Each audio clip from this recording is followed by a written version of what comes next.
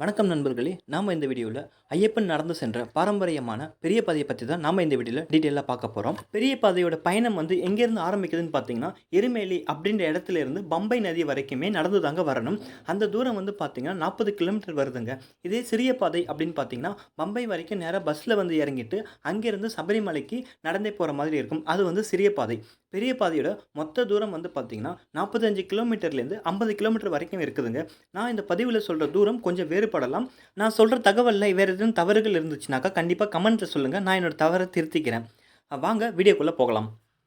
நம்ம சின்ன பாதையில போனாலுமே, முறையா கன்னிசாமியா நம்ம ஐயப்பன பார்க்க போறப்போ, இந்த இடத்துக்கு வந்து பேட்ட துளுக்கணுங்க. நம்ம மேல கலர் பூசிக்கிட்டு, அங்க இருக்கிற கோயில்கள் எல்லாமே போய் பார்த்துட்டு வருவாங்க.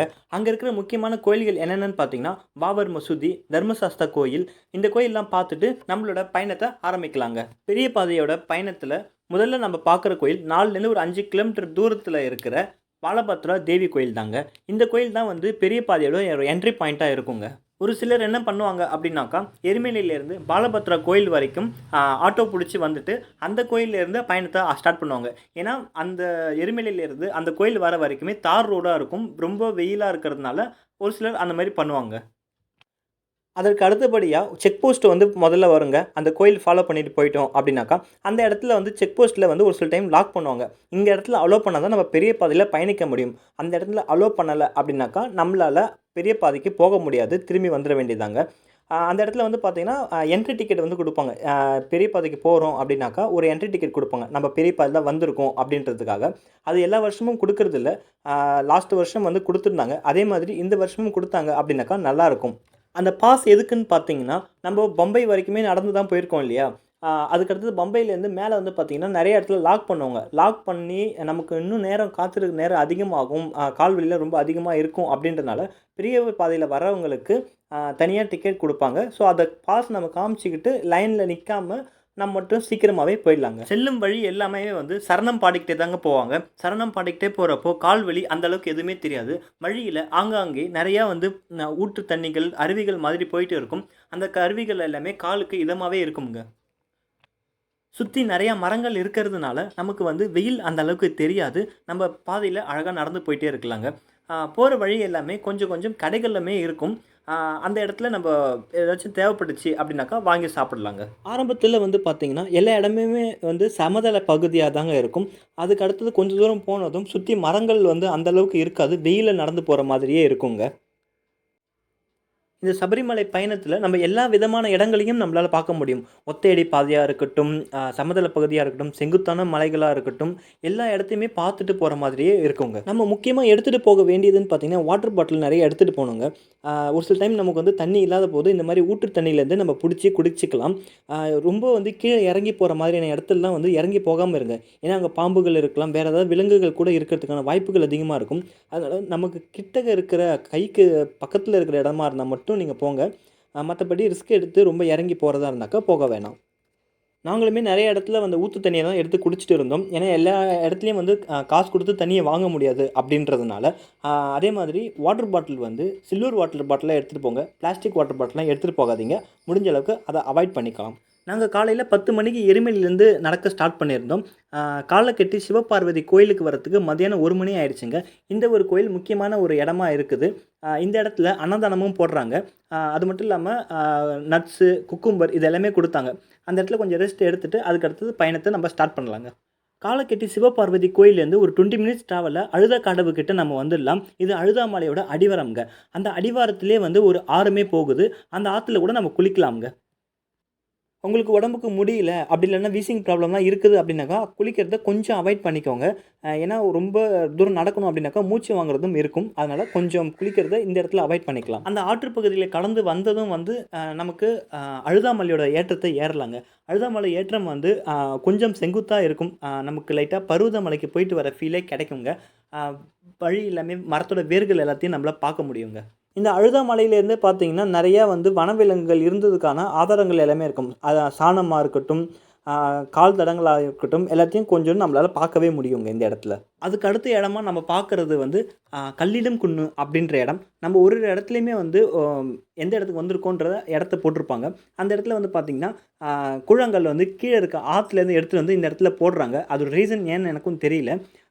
அதை போட்டுட்டு அதுக்கு அடுத்த இடத்துக்கு நம்ம ட்ராவல் பண்ணலாங்க. யானைகள் நடமாட்டம்லாம் இருக்குது. அந்த இடத்துலலாம் வந்து நெறைய பேனர் எல்லாமே வச்சிருப்பாங்க. அந்த இடத்துல கொஞ்சம் ஃபாஸ்ட்டா மூவ் பண்ணி போனீங்கன்னா, கொஞ்சம் சேஃபா இருக்குங்க. ஆ அதுக்கு அடுத்தது நம்போ அந்த இடங்கள்லாம் கொஞ்சம் தாண்டி வரோம் அப்படின்றப்போ, உடும்பரா ஐயப்பன் கோயில் பார்க்கலாம். அந்த இடத்தோட பேரு இஞ்சிப்பாறை கோட்டா அப்படின்னு சொல்லுவாங்க. அங்கேருந்து குறுகலான ஒத்தையடி பாதை தான் கொஞ்சம் தூரம் போகுங்க. ஒத்தையடி பாதை மாதிரி இருக்கிற ரொம்ப குறுகலான பாதைகள தாண்டி வரோம் அப்படின்றப்போ, நெறைய மரங்கள் இருக்குது இல்லையா? ஒரு ஒரு மரத்தையும் பார்க்குறப்போ, மேகத்த போய் முட்டுற அளவுக்கு அவ்ளோ உயரமான மரங்கள்லாம் இருக்குது. இந்த மரத்தோட பேர் எல்லாமே என்னன்னே தெரியலன்ற அளவுக்கு இருக்கும். அவ்ளோ உயரமான மரங்கள் இருக்குதுங்க. அதற்கு அடுத்தது நம்ம பார்க்குற முக்கியமான இடம் எதுன்னு பார்த்தீங்கன்னா, முக்குழி. முக்குழி அப்படின்ற இடத்துல வந்து பார்த்தீங்கன்னா, பெரிய ஹால்ட் ஸ்டேஷன் அப்படின்ற மாரி இருக்கும்.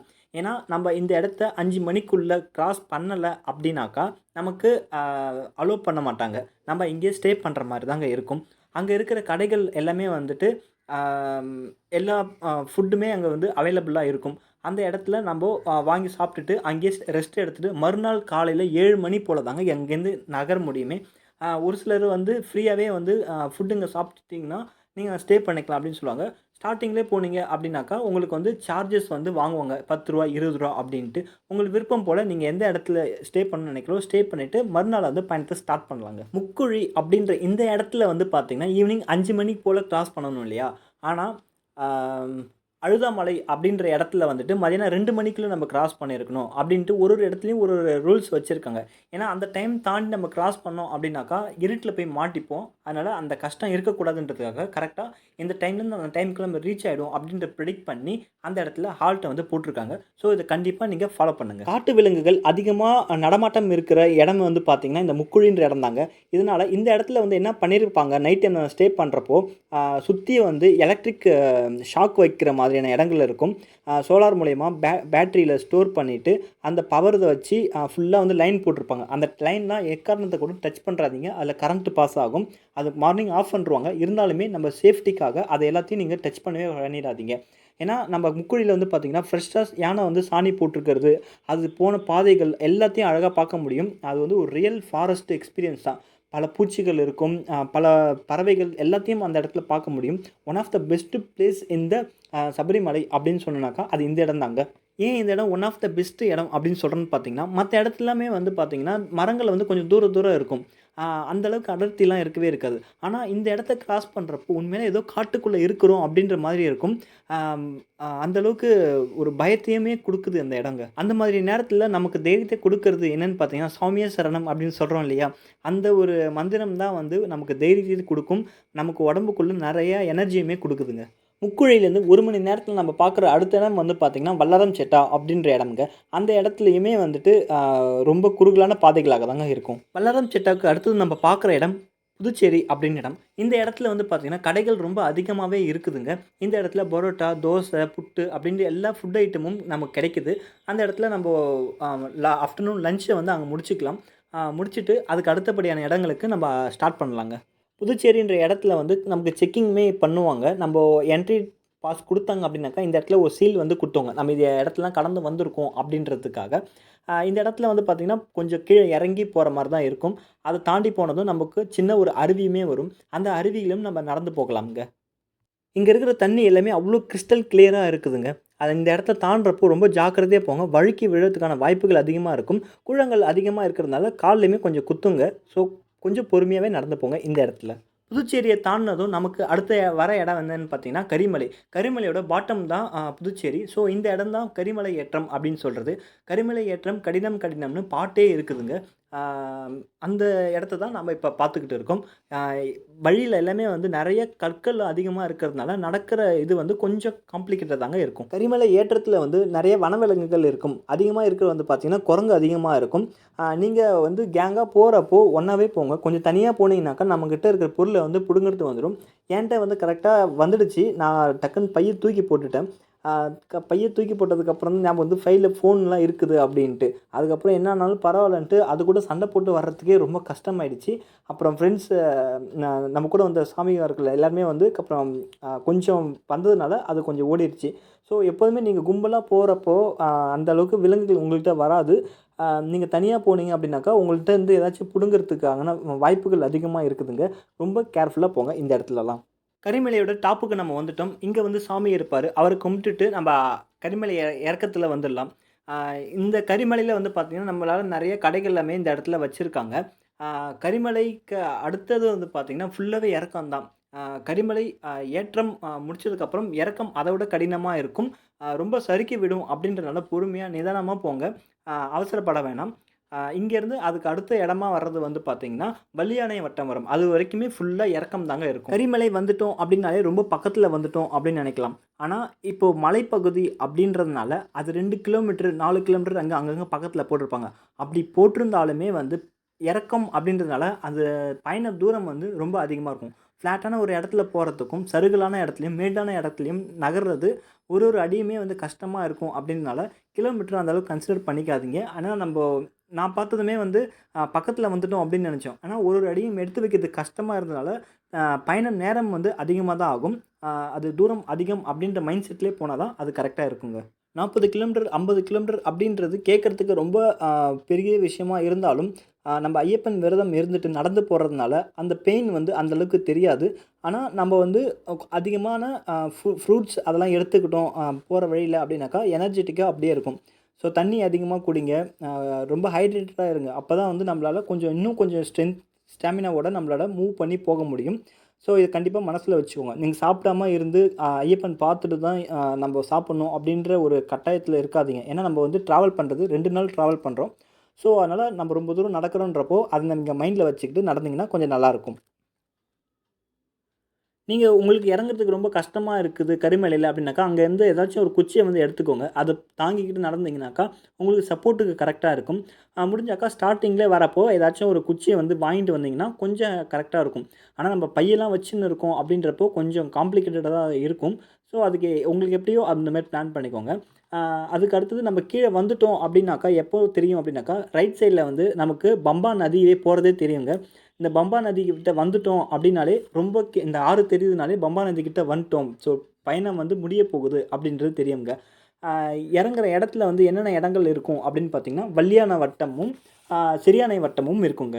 இந்த வல்லியானை வட்டமும், சிறியானை வட்டமும் வந்து பார்த்தீங்கன்னா, பக்கத்திலேயே தான் இருக்கும். ஒரு 1/4 மணி நேரத்தில நம்ம இந்த இடத்த வந்து கிராஸ் பண்ணிட்டு போயிடலாம். சிறியானை வட்டம் முடியிற இடத்துல வந்து பார்த்தீங்கன்னா, ஒரு செக் போஸ்ட் இருக்கும். அந்த செக் போஸ்ட்ல நமக்கு ஸ்டார்ட்டிங் பாயிண்ட்ல குடுத்த அந்த என்ட்ரி பாஸ வந்து இங்க செக் பண்ணி சீல் போட்டு குடுப்பாங்க. இந்த சீல் போட்டு இருந்ததா தான் மட்டும் தான் வந்து நம்மளால அ ஒரு பாஸ் குடுத்துட்டு நம்மளால சீக்கிரமா போயிட்டு சாமிய பார்க்க முடியும். அப்படி இல்லனாக்கா, நம்ம பெரிய பாதையில வந்தோம் அப்படின்றதுக்கே ஒரு அடையாளம் இல்லாம போயிடும். அதனால அந்த பாஸ மிஸ் பண்ணாம வச்சுருங்க. அது நீங்க பம்பையிலயும் எங்கேயும் மிஸ் பண்றாதீங்க. பம்பை வந்துட்டோம் அப்படின்ட்டும்.